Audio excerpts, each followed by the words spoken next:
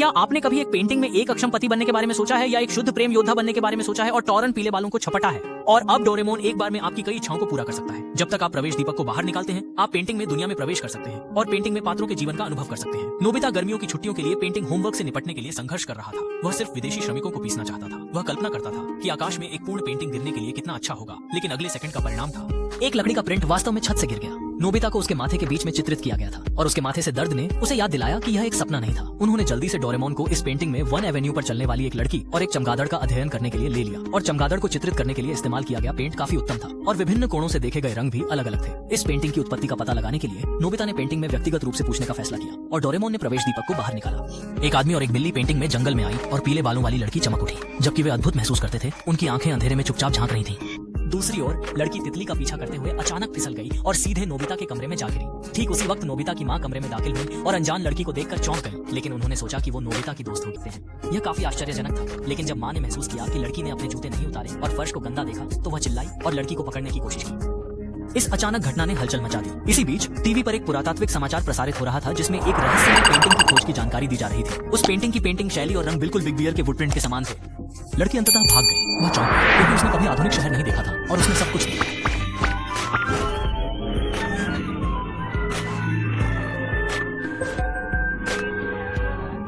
तितली का पीछा करने वाली लड़की गलती से निर्माण स्थल में घुस गई और विचलित हो गई। वह वास्तव में उठाए गए सीमेंट पाइप में चली गई।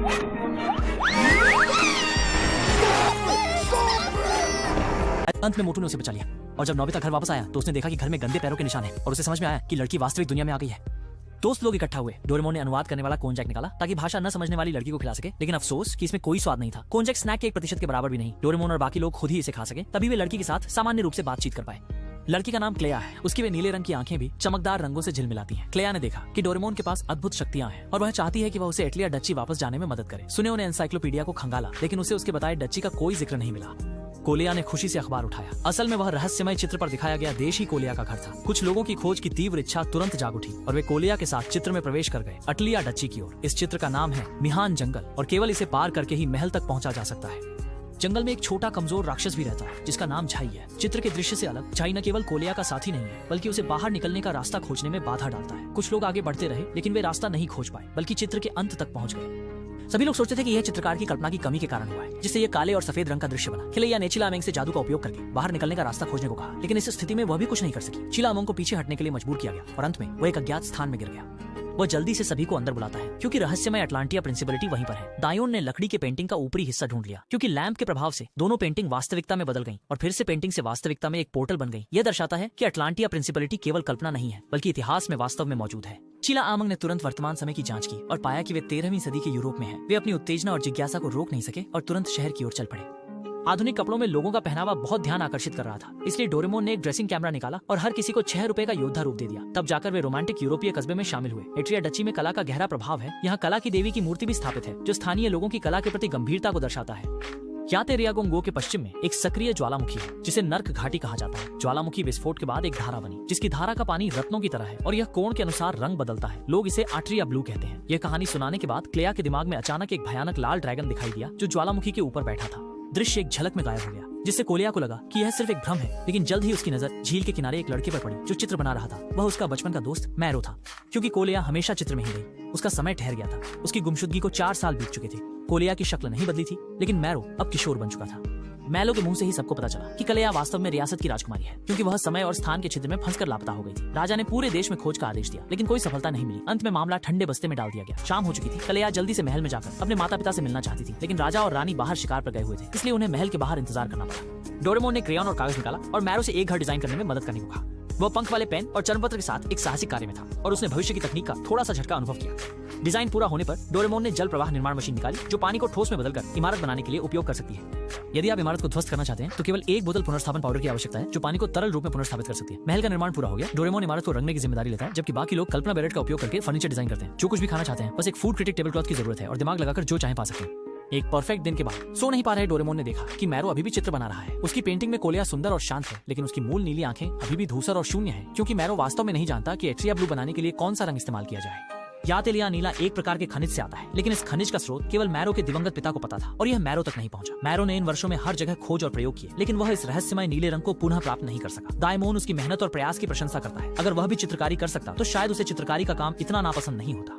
लेकिन मैरो ने उसे बताया कि तकनीकी कौशल चित्रकला का मानक नहीं है, बल्कि अधिक महत्वपूर्ण है चित्र बनाते समय की भावना और चित्र की सामग्री। इस समझ के साथ दाहोन ने आधे विश्वास के साथ क्रेयॉन उठाया। अगले दिन सुबह दोनों को क्लेया ने जगाया। राजा के लौटने पर सभी लोग जल्दी से महल की ओर पहचान के लिए गए। पुल पर वे एक अजीब व्यवहार वाले व्यक्ति से मिले जिसका नाम पार था और वह एक चित्र व्यापारी था। डोरेमोन और उसके दोस्तों को देखकर पार ने एक अर्थपूर्ण भाव प्रकट किया और थोड़ी बातचीत के बाद जल्दी से चला गया। तो उन्हें राजा के खजाने में ले गया, जहाँ देश के विभिन्न युगों के प्रसिद्ध चित्रों का संग्रह था, जिनमें से एक सबसे प्रमुख था डार्क नाइट इजेल की पेंटिंग। कहा जाता है कि जब इजेल जागेगा, लाल ड्रैगन दुनिया के पतन का प्रतीक होगा, लेकिन अगर उसके पंखों को हल्के से छुआ जाए तो यह महान आशीर्वाद लाएगा। जब सभी लोग अभी भी आश्चर्यचकित थे, मैरो ने देखा कि एक और चित्र चोरी हो गया है। सौभाग्य से उसके पिता द्वारा बनाई गई पेंटिंग अभी भी वहाँ थी और यह पेंटिंग आधुनिक समय में खोजी गई रहस्यमय पेंटिंग थी। दावत खत्म होने के बाद दायो और अन्य लोग वास्तविक दुनिया में लौट आए, लेकिन उसी रात दायो को क्लेया ने जगा दिया। असल में फाट टाइगर और शिजुका ने एटलिया खनिज खोजने के लिए वास्तविक दुनिया में लौटकर बड़ा मुनाफा कमाने की कोशिश की और दायो के घर पर न होने का फायदा उठाकर राज्य में चोरी करने घुस गए। नतीजतन दोनों को पकड़कर जेल में डाल दिया गया। दायो और डोरेमोन के पास कोई विकल्प नहीं था, इसलिए उन्हें अपने दोस्तों को बचाने के लिए फिर से राज्य में लौटना पड़ा। फिर से कोई समस्या न हो, इसके लिए डोरेमोन ने विशेष रूप से लकड़ी की पेंटिंग अपने साथ रख ली। हालांकि अजीब बात यह है कि राज्य में एक और क्लेया दिखाई दी, जबकि असली क्लेया को महल के बाहर रोक दिया गया। मैलो ने सुझाव दिया कि पाल की मदद ली जाए, लेकिन छोटे शैतान झाई ने कहा कि जिस रात पानहु और शोफू पकड़े गए, पाल कोने में झांक रहा था। डोरेमोन को अचानक समझ आया। उसे याद आया जब वह पहली बार पाल से मिला था। पाल ने मजाक में कहा था कि क्लेया सपनों की दुनिया की एलिस है। ये जानना जरूरी है कि एलिस इन वंडरलैंड का मूल रचना 19वीं सदी में प्रकाशित हुआ था, लेकिन अब केवल 13वीं सदी है। इसका मतलब है कि पॉल एक समय यात्री है और संभवतः बदनाम समय शिकारी भी। वे विशेष रूप से अतीत में जाकर खजाने चुराते हैं, फिर भविष्य में जाकर उन्हें बेचते हैं। डोरेमोन ने तुरंत सुरक्षा बढ़ा दी और पॉल की हर गतिविधि पर कड़ी नजर रखी। हालांकि इसी बीच नकली क्लेयर ने आदेश दिया कि सुनियो और जियान को नर्क घाटी ले जाकर दंडित किया जाए। डोरेमोन ने बाकी लोगों को पहले उन्हें बचाने के लिए भेजा, जबकि वह और नोबिता निगरानी जारी रखते हैं। लेकिन ज्यादा समय नहीं बीता था कि पार ने कोनन की शूटिंग घड़ी का उपयोग करके ट्रैकिंग को पहचान लिया। सौभाग्य से नोबिता अभी भी कार्रवाई में था और उसने सफलतापूर्वक पार के छिपने के स्थान को ढूंढ लिया। दोनों पक्ष लगभग एक साथ कार्रवाई में जुट गए। शिजुका और क्लेया ने आखिरी क्षण में फाटी और सुनियो को बचा लिया, जबकि नोबिता और डोरेमोन ने रेसलिंग मास्टर का उपयोग करके पाल को काबू में कर लिया। हालांकि पाल समय के शिकारी नहीं थे, बल्कि वह समय के शिकारी को पकड़ने के लिए जिम्मेदार समय गश्ती दल के सदस्य थे। इतनी देर तक उन्होंने अपने ही साथी पर हमला किया और असली नकली क्लेयर को भी शिजुका ने आसानी से पहचान लिया। असली क्लेयर को नहाना पसंद नहीं था, सिर्फ इसी बात से असली नकली की पहचान हो गई। असल में नकली क्लेयर सोड्रो द्वारा गुप्त उपकरण से बनाई गई थी, वही असली समय शिकारी थी। सोड्रो ने अपनी जानकारी का उपयोग करके राजा और क्लेया को बंधक बना लिया और समय तकिया का उपयोग करके शिजुका और अन्य लोगों को सोने की कोशिश की, लेकिन मायरो के अचानक आने से शिजुका को इस चाल से बचा लिया। जागी हुई शिजुका ने तुरंत स्थिति के बारे में नबिता और अन्य लोगों को बताया और पाल पत्थर की नाव में 2 लोगों को लेकर सोड्रो को पकड़ने के लिए गया। ताइमोंग और अन्य लोगों के आने से पहले ही पैल और सोड्रो का सामना हो चुका था और इसी पीछा करने के कारण समय की अव्यवस्था हुई, जिससे लकड़ी की पेंटिंग दाइमोंग के सिर पर गिर गई। ये पहले से ही तय था कि सोड्रो का लक्ष्य केवल ये चित्र नहीं थे, वह वास्तव में अटलिया का नीला खनिज चाहता था। हालांकि जब वे सोड्रो को ढूंढते हैं तो उसके मुंह से पता चलता है कि अटलिया साम्राज्य का इतिहास में कोई निशान न छोड़ने का कारण ज्वालामुखी विस्फोट की तबाही थी। बंधकों को पकड़े हुए सोड्रो निडर था। वह यहाँ तक कि मानता था कि उसके कार्य लोगों की रक्षा के लिए है। दायो को उसकी चालाकी सुनने का मन नहीं था। उसने रेसलिंग मास्टर का उपयोग करके सोड्रो को काबू में किया और राजा और क्लेया को बचा लिया, लेकिन सोड्रो ने मौके का फायदा उठाकर स्थिति को पलट दिया और पाल को दबा दिया और लैंप को भी अपने हाथ में ले लिया। उसने प्रवेश दीपक को नियंत्रित किया और अंधकार के योद्धा इजेल को मुक्त कर दिया, लेकिन उसने जो राक्षस यागेन को मुक्त किया वह उसके आदेश नहीं मानता। इजेल ने हवा में एक इशारा किया और सभी रंगों को छीन लिया और बोबू को सीधे ठोस रूप में बदल दिया। सोदेलो ने अपने जीवन का उपयोग करके दिखाया कि इजेल की क्षमता कितनी भयानक है। इस प्रथम श्रेणी के दानव का सामना करते हुए पार और डोरेमोन के पास कोई उपाय नहीं था। संकट की घड़ी में राजा ने अपनी बेटी को बचाने के लिए अपने शरीर का उपयोग किया और पार उन्हें बचाने के प्रयास में दुर्भाग्यवश फंस गया। देखते ही देखते एक और पत्थर बनाने वाली किरण आ रही थी। शिजुका आखिरकार पहुंच गई। वे इस हमले से बचने में सफल रहे। हालांकि बुरी खबर फिर से आई। इजेल ने प्रवेश दीपक को निगल लिया और समय यात्रा की क्षमता प्राप्त कर ली। उसने तुरंत राक्षसों को बुलाया। राक्षस सैनिकों ने सब कुछ नष्ट कर दिया। जीवित प्राणी उलटे लटक गए और इजेल के मुख्य सेना में होने के कारण युद्ध शक्ति का अंतर बहुत बड़ा था।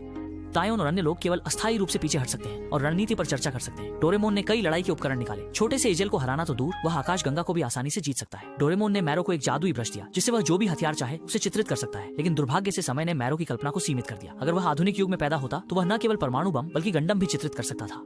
सभी ने पलटवार का बिगुल बजाया, लेकिन वे जितने को हल कर पाए वह इजेल द्वारा बनाए गए का एक छोटा हिस्सा भी नहीं था और राक्षसी सैनिकों की संख्या कम नहीं हो रही थी। इसी संकट के समय शिजुका ने अनजाने में राक्षसी सैनिकों की पानी से डरने की कमजोरी खोज ली। आखिरकार उनकी असलियत तो बस रंगों का एक ढेर थी। कमजोरी का पता चलने पर सभी ने निर्णय लिया कि पहले इजेल को ही खत्म किया जाए। उन्होंने पानी की बंदूक का उपयोग करके महल की परतों की रक्षा को तोड़ दिया और सीधे घोंसले तक पहुंच गए। हालांकि इस समय इजेल अजय स्थिति में था। वह न केवल तूफान खड़ा कर सकता था जिससे पानी की समस्या को अलग कर सके, बल्कि चित्र में से लाल ड्रैगन को भी अवशोषित कर सकता था और एक और शक्तिशाली दानव ड्रैगन के रूप में जन्म ले सकता था। लाल ड्रैगन के पंख फड़फड़ाना दुनिया के अंत का संकेत था। दानव ड्रैगन ने केवल एक बार में शिजुका को पत्थर की मूर्ति में बदल दिया और सुनियो भी नहीं बच सका। गंभीर रूप से घायल पानहू ने अंत में नोबिता और मैरो को बचा लिया, जिससे वह फिल्म संस्करण के सच्चे आदमी के खिताब पर खरा उतरा। डोरेमोन दोनों को लेकर अस्थायी रूप से पीछे हट गया, जबकि क्लेया ने एयरगन लेकर ड्रैगन के साथ एक के बाद एक जानलेवा मुकाबला किया और परिणाम की कल्पना की जा सकती है। डोरेमोन ने अपनी पूरी बुद्धि लगाई और अंत में मोसेस की छड़ी निकाली, जो मोसेस द्वारा लाल सागर को विभाजित करने की कथा से ली गई है। छड़ी को लहराने से झील के पानी को विभाजित किया जा सकता है। डोरेमोन ने फैसला किया कि वह जादुई ड्रैगन को झील के बीच में ले जाएगा, फिर पानी को इकट्ठा करके दुश्मन को एक ही बार में खत्म कर देगा। मेलो ने जादुई ड्रैगन के रंगों के प्रति रुचि का उपयोग करते हुए नोहा के चित्र को चारे के रूप में इस्तेमाल करके ड्रैगन को आकर्षित किया। नोहा को थोड़ा संकोच हो रहा था, उसकी खराब कलाकृति को इतनी महत्वपूर्ण जगह पर कैसे इस्तेमाल किया जा सकता है, लेकिन मैरो ने इसे एक शानदार चित्र बताया, जिससे तुरंत ही दायोन का आत्मविश्वास लौट आया। चमकीले रंगों को देखकर ड्रैगन सच में फंस गया। वह दोनों का पीछा करते हुए झील के बीच में आ गया और अभी एक खजाना पाने वाले झाई को कुछ समझ में आता उससे पहले ही वह पत्थर की मूर्ति में बदल गया। डोरेमोन ने हल्के मछली पकड़ने की छड़ी का उपयोग करके नोबिता और मैरो को किनारे पर खींच लिया और तुरंत झील के पानी को इकट्ठा कर लिया। लेकिन किसे पता था कि ड्रैगन अचानक सांस लेकर झील के पानी का रंग छीन लेगा और फिर एक और सांस का हमला होगा। डोरेमोन ने प्रतिबिंबित करने वाली चादर उठाई और पूरी ताकत से प्रतिरोध किया। एक सफेद रोशनी के बाद दुनिया में केवल एक धुंधलापन बचा।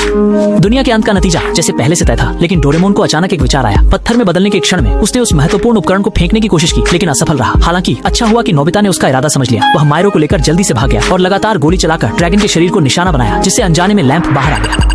जैसे ही प्रवेश लैंप चालू हुआ, नोबिता गलती से अपनी पेंटिंग में गिर गया और उसने सरल रेखा चित्र संस्करण का डोरेमोन देखा। भले ही दिखने में यह कुछ खास नहीं लग रहा था, लेकिन इस डोरेमोन के उपकरण अभी भी उपयोगी थे।